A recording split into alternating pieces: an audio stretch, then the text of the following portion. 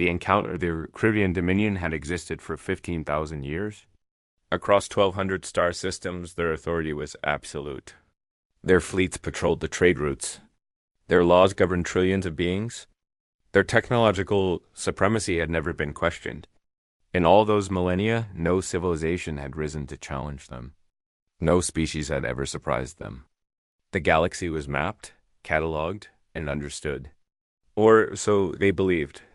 Admiral Fallon stood on the command deck of the Resolute Fang, his primary warship, watching the swirling colors of the Epsilon drift through the viewport. The nebula was beautiful in its way, with clouds of purple and gold gas flowing like rivers of light. This region marked the outer boundary of Caribbean space, a quiet border where nothing significant ever happened. Patrol duty here was considered a punishment for officers who had displeased their superiors. Dallin had been assigned here after disagreement with the War Council about resource allocation. He resented the posting, but performed his duties with the professionalism expected of a Caribbean officer. His fleet consisted of 18 warships, each one capable of reducing a planet to ashes.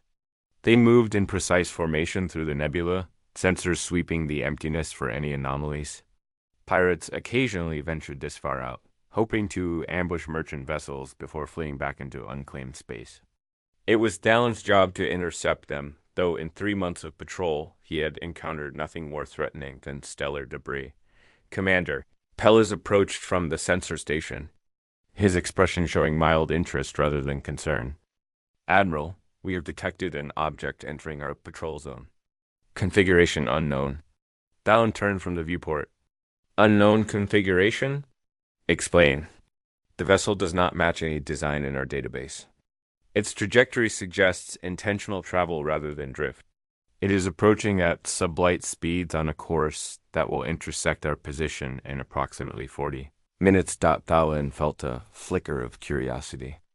In 15,000 years, the Caribbean Dominion had cataloged every spacefaring species in this region of the galaxy. Some were allies, some were conquered subjects, and some were ignored as too primitive to matter. But all of them were known. An unknown ship should not exist. Display it, he ordered. The main view screen activated, showing a vessel that made Dallin frown.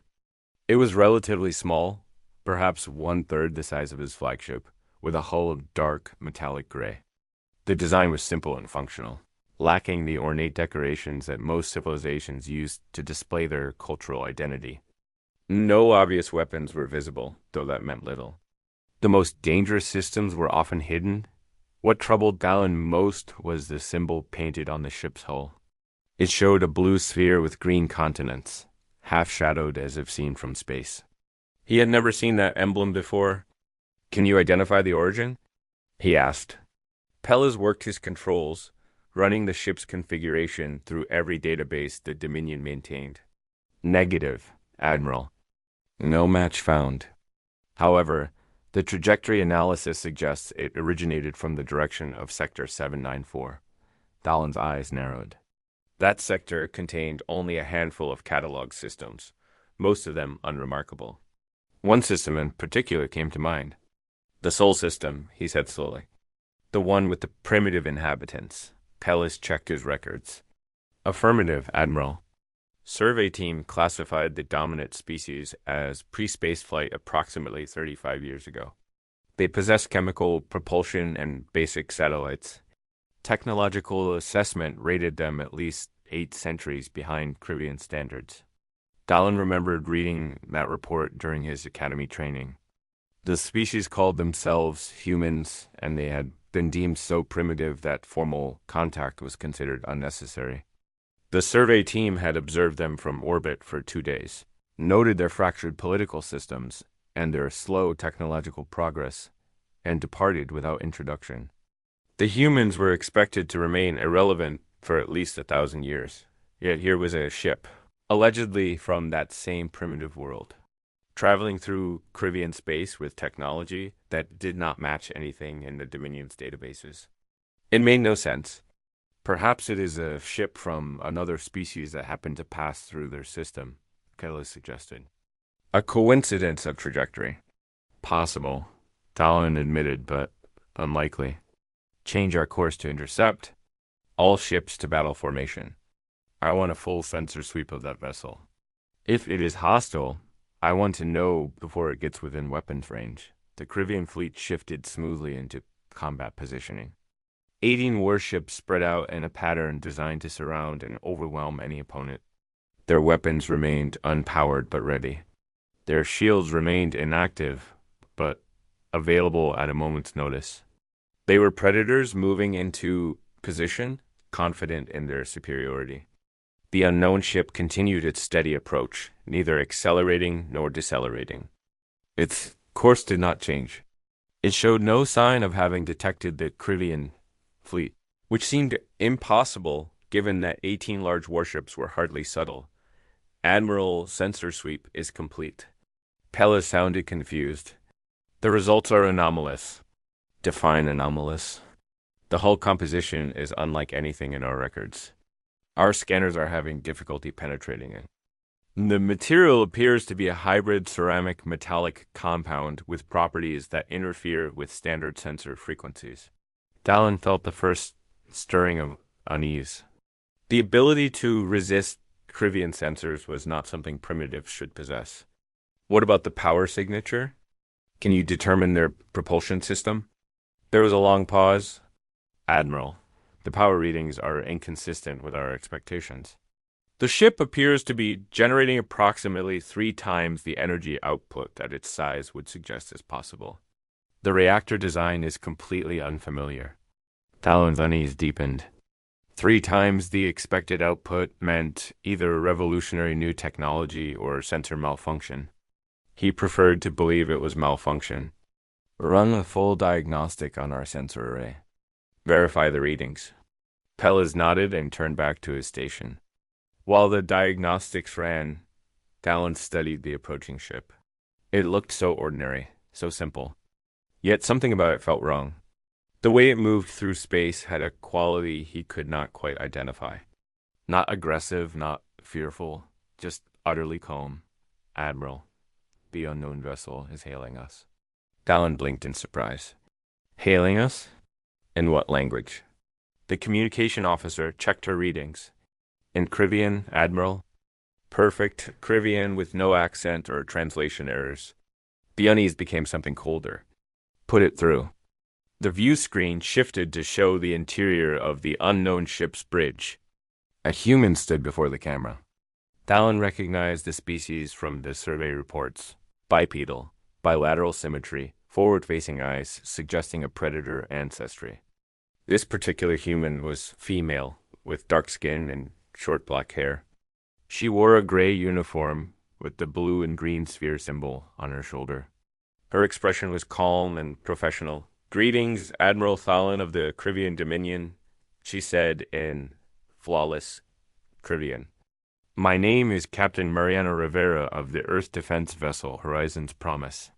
We apologize for entering your territory without prior authorization. We come with peaceful intentions and a message for your leadership. Talon stared at her. She knew his name. She spoke his language perfectly. She called her ship a defense vessel, implying military purpose. Everything about this contradicted what the survey reports had said about humanity. You are from Earth, he said carefully. From the Sol system? That is correct. Admiral Dot 35 years ago, your species was classified as pre-spaceflight. You possess only chemical rockets and primitive fusion experiments. You could barely reach your own moon. Captain Rivera smiled slightly, an expression that did not reach her eyes. 35 years ago, your survey team observed us from orbit for 43 hours. They scanned our communications, analyzed our technology, and departed without making contact. They concluded we were not worth their time. Yes, Talon said slowly. That assessment was based on your technological level at the time. Assessments change when circumstances change, Rivera replied. In the 35 years since your people visited us, humanity has made certain advancements. Talon gestured to Pellas, who shook his head. The diagnostics showed no malfunction. The sensor readings were accurate. This small human ship was genuinely producing energy levels that should be impossible for a vessel of its size. Captain Rivera, I must ask how your people developed this technology in such a short time. The jump from chemical rockets to interstellar travel typically requires centuries of gradual progress. Motivation is a powerful accelerator, Admiral. When we learned we were not alone in the galaxy, when we understood that civilizations far more advanced than ours existed just beyond our skies, we faced a choice. We could continue our slow development and hope the galaxy would leave us alone. Or we could accelerate our progress and ensure we would never be helpless again. There was something in her voice that made Talon uncomfortable. Not threat, not anger, just absolute conviction. You built this ship in 35 years? We built many ships, Admiral. This is simply the one we sent to speak with you. The Horizon's Promise is a diplomatic vessel, not a warship, though we are capable of defending ourselves if necessary. Talon felt his control of the situation slipping away. This should have been simple. An unknown ship enters Krivian space, the patrol fleet intercepts it, and the matter is resolved through established protocols. Instead, he was facing a species that should not exist. Speaking with a captain who showed no fear despite being surrounded by 18 warships. Captain Rivera, you will halt your vessel and prepare to be escorted to the nearest Krivian station for formal processing. We cannot allow unauthorized ships to travel freely through Dominion space. Rivera's expression did not change. Admiral, with respect, we prefer to continue to our destination. We have requested an audience with your Supreme Council. Our message is time-sensitive. Your preferences are not relevant, Talon said, allowing authority to enter his voice. You are in Krivian space? You will follow Krivian law. Halt your engines now, or I will be forced to disable your ship. There was a pause. Rivera glanced to the side, apparently consulting with someone off-screen. When she looked back, her expression had hardened slightly. Admiral Talon, I truly hope we can resolve this peacefully. Humanity has no desire for conflict with the Krivian Dominion. However, we will not be detained or delayed. We are continuing to our destination. You may escort us if you wish, but you will not stop us. Talon's patience evaporated. Fire a warning shot across their bow. Let them understand that we are serious. The weapons officer activated a single plasma cannon. A bolt of superheated energy shot across the void and passed within meters of the human ship's hull. It was close enough to shake any normal vessel, close enough to terrify any sensible crew. The Horizon's Promise did not react. It did not turn. It did not slow. It continued forward as if nothing had happened. Captain Rivera, that was a warning. The next shot will not miss. I understand, Admiral. And I am warning you not to fire again. We will interpret any further weapons discharge as an act of war, and we will respond accordingly. Talon felt anger rise within him. This primitive captain was threatening him. Fire a disabling shot. Target their engines. Make it precise. I want them stranded, not destroyed. The weapons officer hesitated. Admiral, their engine configuration is unknown. We cannot guarantee a clean disable without risking critical damage. Then risk it. They need to learn that defiance has consequences. The weapons officer complied. 3 plasma bolts lanced across space, calculated to strike the Horizon's Promise's rear section where its engines should be located. The human ship moved. Talon had never seen anything move so fast. One instant it was directly ahead. The next instant it was 2 kilometers to starboard. The plasma bolts hit nothing but empty space. Impossible, Pellis whispered. No ship that size should have that kind of acceleration. It would tear itself apart from the G-forces. Admiral, the human vessel is powering up. Energy signatures are spiking across multiple systems. Talon felt cold fear touch his spine for the first time in decades. Raise shields. All ships, defensive formation. Captain Rivera's face appeared on the screen again. Her calm had vanished, replaced by something harder.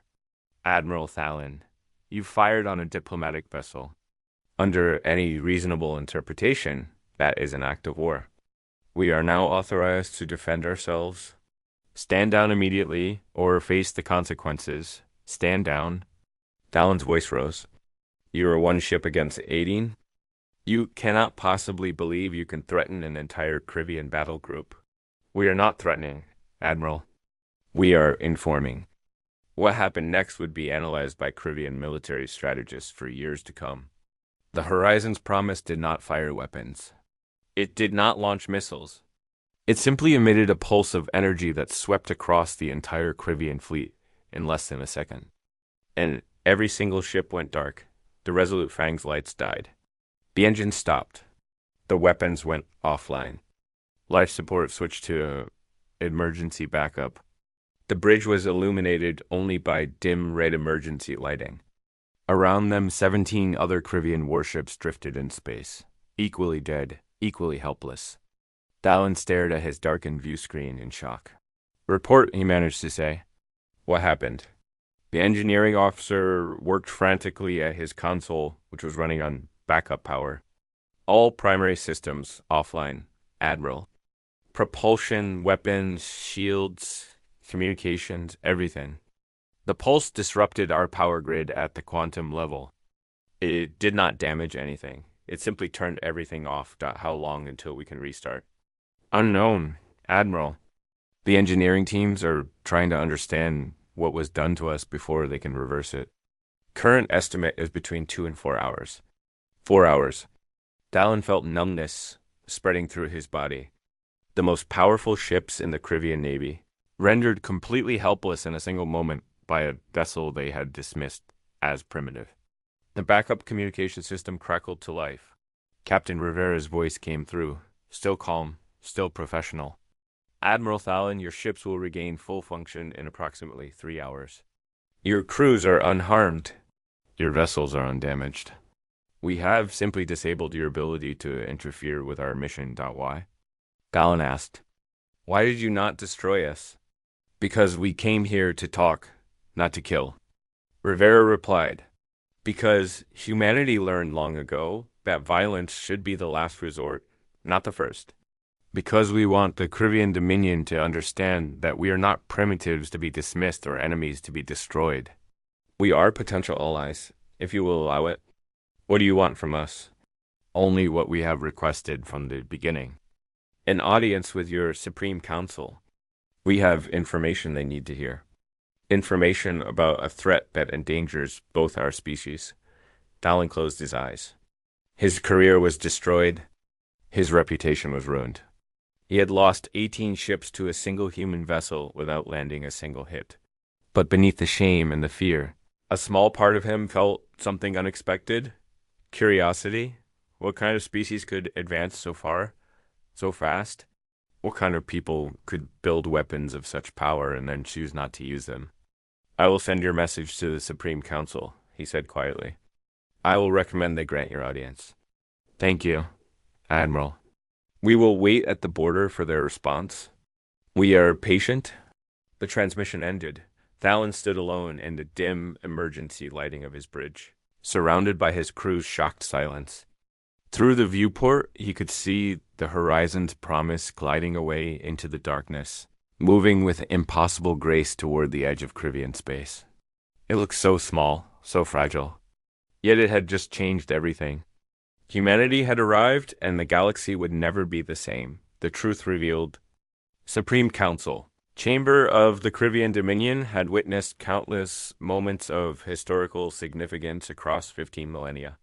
Treaties had been signed within its curved walls. Wars had been declared from its central podium.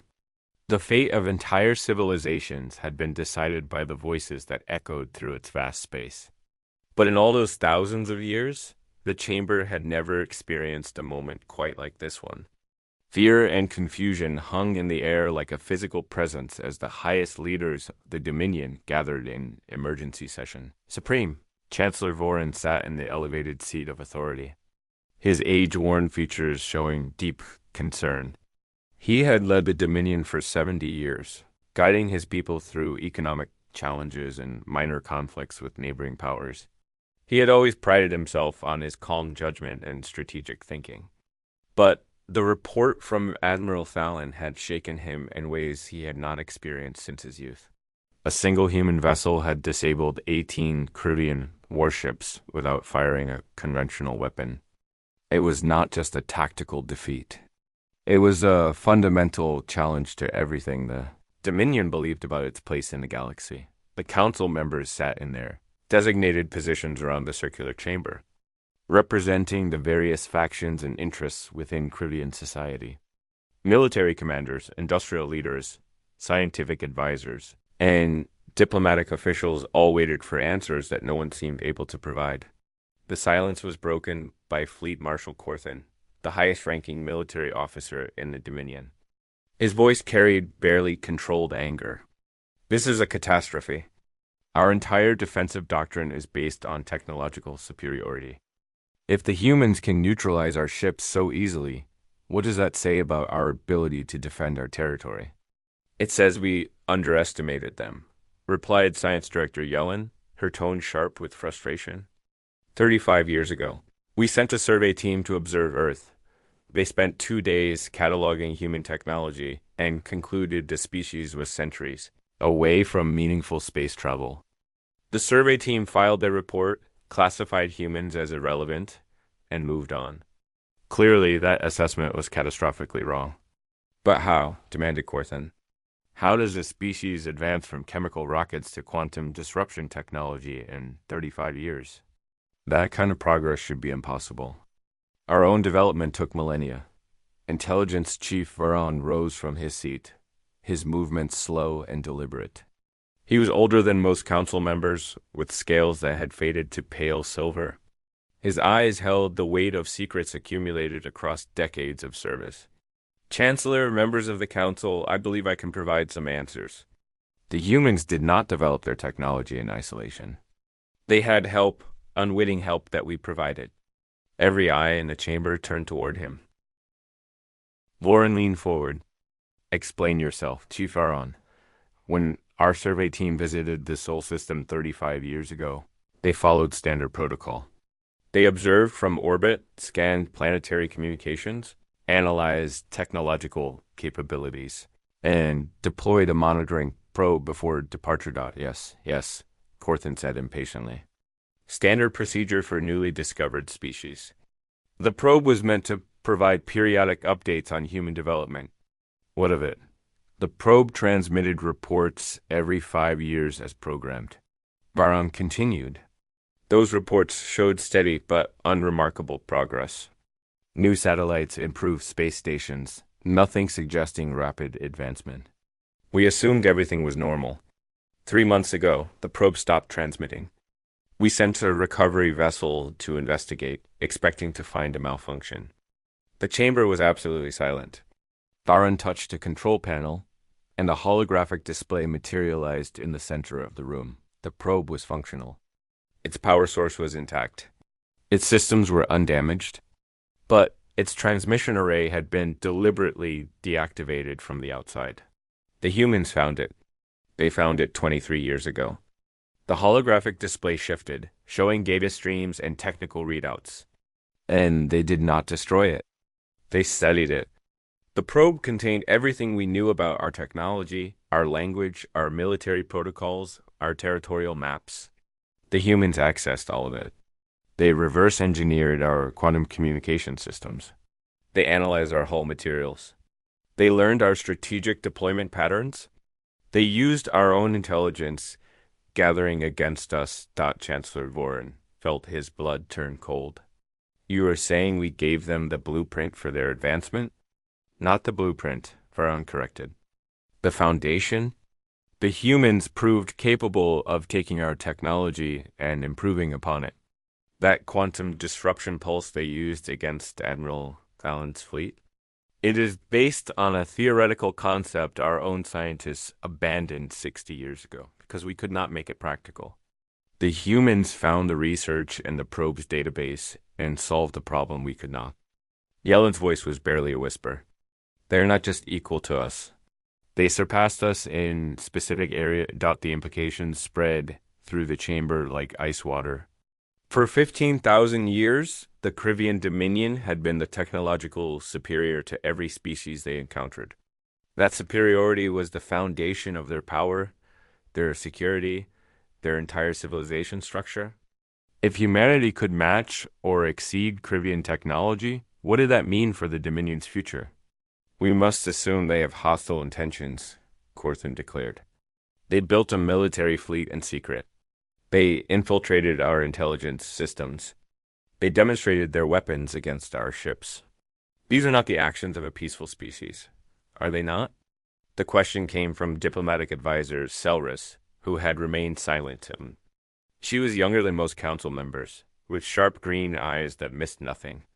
If the humans intended hostility, why did they disable Admiral Thalen's fleet instead of destroying it? Why did they request an audience instead of attacking our borders? Why send a single diplomatic vessel instead of their entire fleet? Because they want us to lower our guard, Corthan insisted. They want us vulnerable before they strike? Or, Selris countered, they genuinely want to talk? Perhaps we should consider that possibility before we escalate this into an actual war. The debate might have continued indefinitely, if Varan had not activated another section of the holographic display. Before we decide how to respond, there's more you need to see.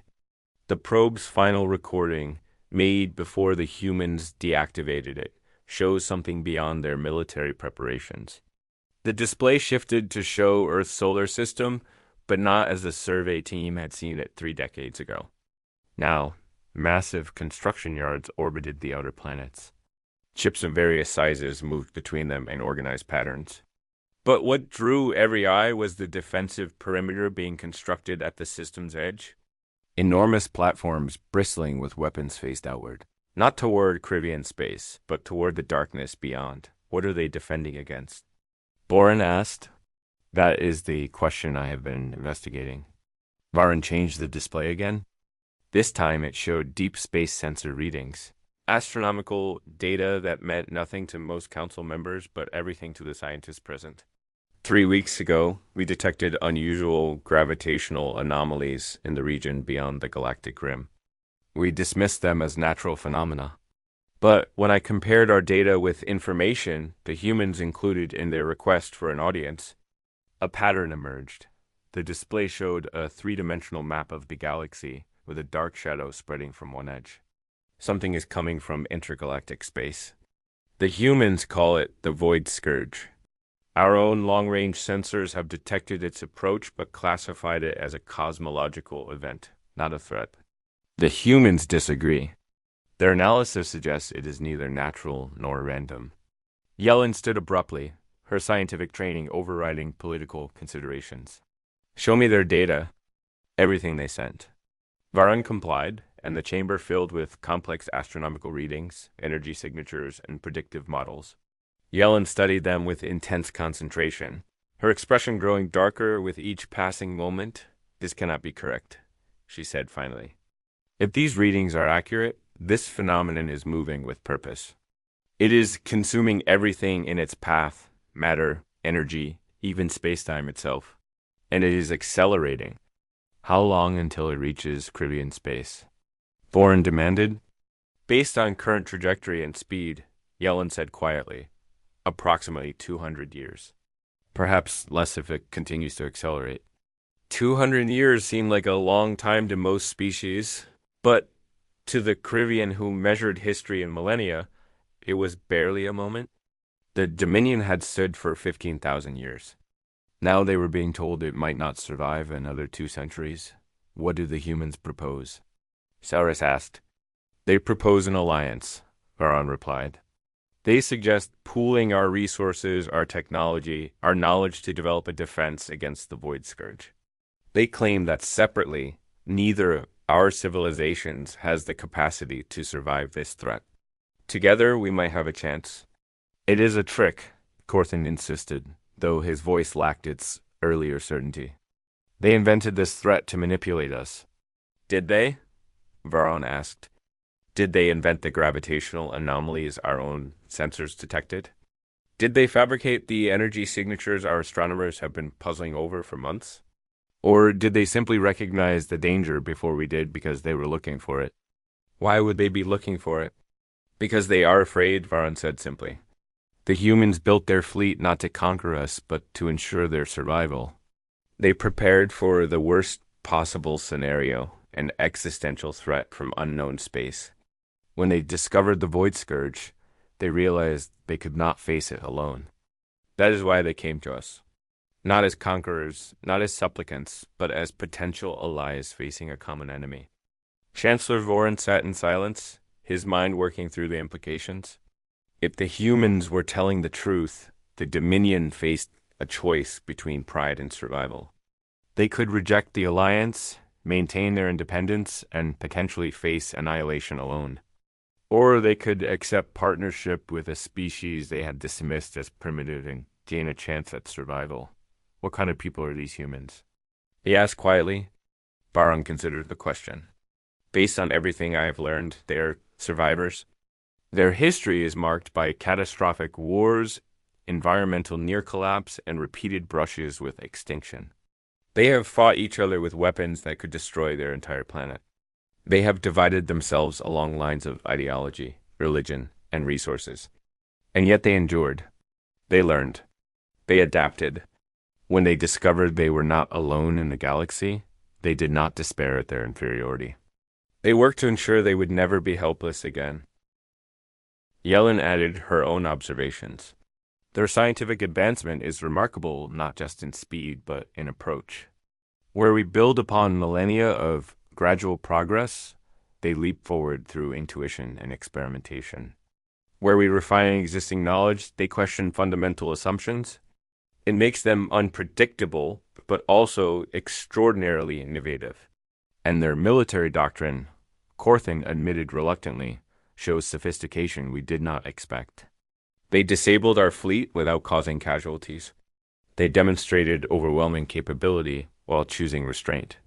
These are not the actions of primitives or barbarians. These are the actions of a mature civilization that understands the cost of violence. Selra spoke carefully, knowing her words would shape the decision ahead. Chancellor, we can view the humans as a threat to be contained or as a partner to be engaged. Given what we now know about both their capabilities and the danger approaching from beyond our galaxy, I believe partnership is the wiser choice. We have always prided ourselves on rational decision-making. Let us not allow pride to override reason. The chamber fell into contemplative silence. 15,000 years of Krivian dominance hung in the balance. Every council member understood that whatever decision they made in this moment would echo through the centuries to come. Finally, Supreme Chancellor Voran rose from his seat. His voice carried the weight of authority earned through 7 decades of leadership. I have guided this dominion through times of prosperity and challenge. I have always sought to make decisions that ensure our survival and prosperity. This moment requires such a decision. He looked around the chamber, meeting the eyes of each council member. We will grant the humans their audience. We will examine their evidence regarding the Void Scourge. We will explore the possibility of alliance. This does not mean we trust them completely. This does not mean we abandon our defenses. But it means we recognize that the galaxy is larger and more dangerous than we previously understood, and that survival may require cooperation with species we once dismissed. Corthan looked like he might protest, but Voran raised a hand. Marshal, you will prepare contingency plans. If the humans prove hostile, we must be ready. But you will also prepare for the possibility of joint operations. Work with their military leaders. Learn from them as they will learn from us. Yellen, you and your scientists will analyze every piece of data the humans provide about the Void Scourge. Verify their claims independently. If this threat is real, I need to know everything about it. Selris, you will coordinate the diplomatic arrangements. I want to meet with the human leadership directly, not through intermediaries, not through formal channels. I want to understand who these people are and what they truly want. The council members nodded their acceptance. History was being made, and they all felt its weight. Voran continued, send a message to Captain Rivera. Tell her we accept her request for an audience. Tell her I will meet with her personally at the border station in 3 days. And tell her that the Krivian Dominion is willing to consider partnership, but we will need more than words. We will need proof, trust, and time. Varon bowed. It will be done, Chancellor. As the council began to disperse, Voron remained in his seat, staring at the holographic display that still showed the approaching shadow of the Void Scourge. Somewhere out there, beyond the comfortable boundaries of known space, something vast and terrible was coming. And, for the first time in 15,000 years, the Krivian Dominion could not face it alone. 3 days later, at the border station where Krivian space met the unclaimed void, two species prepared to meet as equals. The station was a massive structure designed to project Krivian power, but today it would host something unprecedented. A conversation between civilizations that could determine the fate of billions. Captain Mariana Rivera stood in the docking bay of the Horizon's Promise, checking her uniform one final time. Behind her, the rest of her crew worked quietly, their faces showing the tension they all felt. This moment had been 35 years in the making. Since the day Krivian ships had appeared in Earth's skies and departed without acknowledgement, leaving humanity to wonder if they were alone or simply insignificant. Captain, her first officer said quietly, the Krivian shuttle is approaching. Chancellor Voron himself is aboard. Rivera took a deep breath. Then let us show them who we are. She walked to the airlock, her steps measured and confident. When the Krivian shuttle docked and its doors opened, she stood waiting. Chancellor Voron emerged, flanked by guards but showing no fear. He was tall even by Krivian standards, his scales a dignified gray, his eyes sharp with intelligence. For a long moment, the two leaders studied each other. Human and Krivian, former strangers, potential allies. Chancellor Voron, Rivera said, bowing her head respectfully. On behalf of humanity, I thank you for agreeing to meet. Chancellor Voron returned the gesture. Captain Rivera, on behalf of the Krivian Dominion, I acknowledge your patience and your restraint. You could have approached us with threats. You chose diplomacy? That speaks well of your people. Shall we talk? Rivera asked. We have much to discuss. Indeed we do. Voron agreed. The future depends on it. They walked together into the station, surrounded by guards from both species who eyed each other warily but kept their weapons lowered. Behind them, through the viewport, the stars watched with ancient indifference.